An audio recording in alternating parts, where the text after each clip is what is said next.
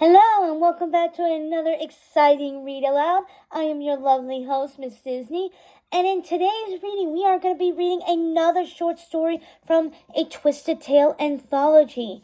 In this series we are going to be reading A Dragon in the Snow. What if Madam Mim and Merlin went to school together? By Kristina Perez. Was there anything better than spreading her wings and taking to the sky? Mim didn't think so. She soared and swooped above the wild wood, purple feathers slicing through the wind. From the corner of her eye, she watched as waves crashed against the rocky shore of the hidden isle. Only those touched with magic could even see the island that had been Mim's home for the past 5 years, since that fateful day shortly after her 13th birthday. Mim let out a loud call, reveling in her raven form, pushing away morose thoughts. Up above the din of her fellow students at the Lyceum of Enchantment, she felt her most free, far more comfortable in her own skin, or feathers. The trees didn't judge her. The other birds didn't judge her. Sometimes Mim wished she would never have to leave the wildwood.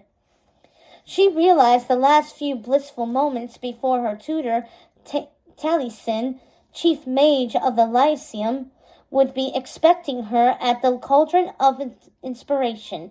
Pointing her beak toward the hidden isle, she reluctantly began to cross the strait that separated it from the southern coast of Britannia. Mim was known for her precision, her diligence, and above all, her punctuality. And yet, when exhilaration fluttered through her luminous wings, when the breeze propelled her higher toward the clouds, she forgot everything else. She forgot herself, a dangerous thing for a young woman tainted by shadow magic. Since her arrival at the Lyceum, Mim had trained harder than anyone else in the ways of earth magic, honing her skills to tame the shadows in her heart. Taliesin called them her dragons whose fire would scorch her heart until it was blackened. He was a kind teacher, almost a second, more understanding father, but Mim suspected part of Taliesin was afraid of her.